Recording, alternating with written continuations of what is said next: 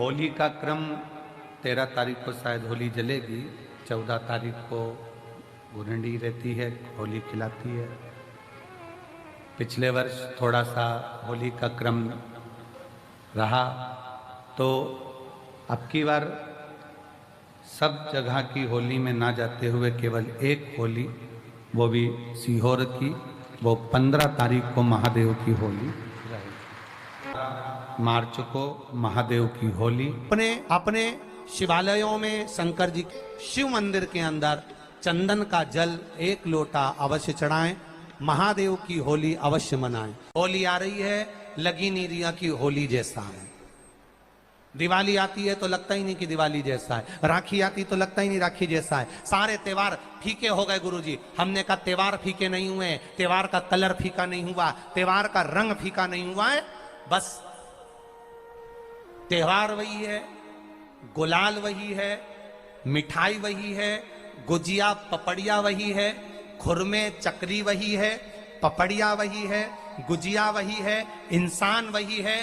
बस बाजार में से जो रौनक समाप्त नहीं हुई है, रौनक आपके भीतर की समाप्त हो गई। आपके भीतर इतनी ईर्ष्या भराती गई, इतनी ईर्ष्या भराती गई, इतनी ईर्ष्या भराती गई कि वो ईर्ष्या के कारण, उस अहंकार के कारण, उस अहम के कारण तुम एक दूसरे से मिलना पसंद नहीं कर पाते। पहले के लोग कहते थे हमारे यहाँ जब होली होती थी इतने लोग आते थे, मिलने जाते थे, गुलाल लेकर जाते थे। आजकल तो कोई दिखता नहीं है। कारण केवल इतना सा है, तुम्हारा अहंकार, तुम्हारा ईगो, तुम्हारा अभिमान तुम्हें अपने घर से बाहर नहीं निकालता। तुम घर से बाहर नहीं निकलते अपने अहंकार के कारण, अपनी काया के कारण, अपनी अभिमतता के कारण। आप दूसरे से मिलना पसंद नहीं करते। जरा सा कोई ने कलर लगाया तुम्हें क्रोध आ गया, जरा सा किसी ने गुलाल लगाया तुम्हें गुस्सा आ गया, जरा सा कोई आया भाभी जी भैया जी करके गुलाल लगा गया, तुम न न न न न न न न न न कहां जाओ। इतने वीआईपी हो गए, इतने वीआईपी हो गए, इतने वीआईपी हो गए कि अपने त्योहारों से भी दूर हो गए। मेरा निवेदन है, होली का त्योहार आ रहा है, उस फागुन के त्योहार में मेरा देवाधिदेव महादेव माता पार्वती के साथ होली खेलता है, मेरा कृष्ण कन्हैया राधा रानी के साथ होली खेलता है। आप भी अपने इष्ट मित्रों के साथ होली खेलिए और दिल से खेलिए। अरे सीहोर में, सीहोर जिले में एक होली होती थी। उस होली का नाम हमने पिछली बार बदल दिया था। कौन सी होली कर दी थी? महादेव की होली। पिछली बार हमारे सीहोर जिले में हमेशा होती आई थी वो होली, थोड़ा उसका नाम हमने चेंज कर दिया था तो उसको महादेव की होली कर दिया था। मेरे सीहोर जिले के रहने वाले सभी रहवासियों से, जिले भर के निवासियों से निवेदन करना चाहूंगा, वो पुरानी होली को बंद कर महादेव की होली नाम दिया गया है। शिव मंदिर में जाना है, चंदन का जल शिव जी को 1 लोटा चढ़ाना। एक बात अपनी जिंदगी में उतार कर रखो, शंकर भगवान को घी का दिया भी लगाओ तो तुम्हारे घर में जो असली घी हो, थोड़ा सा भले 1 पत्ती लगाओ, भले इतनी सी बत्ती जलाओ, पर असली घी की जलाओ। शिव जी को अगर चंदन भी लगा रहे हो तो असली लगाओ। शंकर भगवान को चावल भी चढ़ा रहे हो तो असली चढ़ाओ। शंकर भगवान को अगर अष्टगंध भी चढ़ा रहे हो तो असली चढ़ाओ। केमिकल का कोई चीज मेरे महादेव को मत चढ़ाओ जिससे भगवान शिव की मूर्ति नष्ट हो। ऐसी कोई चीज मेरे महादेव को ना चढ़ाओ। अगर शंकर भगवान के साथ आप होली खेल रहे हो तो चंदन का पानी शंकर भगवान को चढ़ाइए, अष्टगंध का जल भगवान शिव को चढ़ाइए। तो करो तैयारी, आ रहा है त्रिपुंड धारी महादेव की होली। बड़े आनंद के साथ मेरा निवेदन, अपने शिवालयों में, शंकर जी के मंदिरों में, सीहोर जिले के प्रत्येक शिव मंदिर के अंदर चंदन का जल 1 लोटा अवश्य चढ़ाएं। महादेव की होली अवश्य मनाएं और भाव के साथ 5 मंदिर हम भी जाएंगे। कोई जुलूस नहीं, कोई क्रम नहीं, बस बाबा को आराम से जल चढ़ाना ही एक नियम है और बाबा को जल चढ़ाएंगे। आप सब बड़े आनंद के साथ महादेव की होली का स्मरण करिए। महादेव की होली के दिन और बेलपत्री की जड़ के नीचे जाकर प्रयास करा करो कि लाल चंदन का जल लाल चंदन को घिसकर कलश में उस चंदन को डालकर जल भरकर उसको बेलपत्री की जड़ के नीचे सींचन करने का प्रयास करा करो। है कि धीरे धीरे कर कर वो दुख समाप्त होगा, वो दुख कटेगा ही। एक बहुत ध्यान देने वाली बात है कि अगर मान लो कि कहीं पैसा अटक गया है, नहीं आ रहा है, बहुत अथक प्रयास कर लिया, चंदन का जो जल होता है ये व्यक्ति के जीवन में जो धन कहीं रुक गया, अटक गया, नहीं दे रहा, बेलपत्री के वृक्ष के नीचे, जड़ के नीचे सींचन करने से वो प्राप्त होगा। अथर्ववेद में वर्णन किया गया कि पीपल के वृक्ष की जो जड़ होती है, बेलपत्री के वृक्ष की जो जड़ होती है और आंवले के वृक्ष की जो जड़ होती है, इसके नीचे स्वर्ग का निवास होता है। किसका निवास है? स्वर्ग का निवास।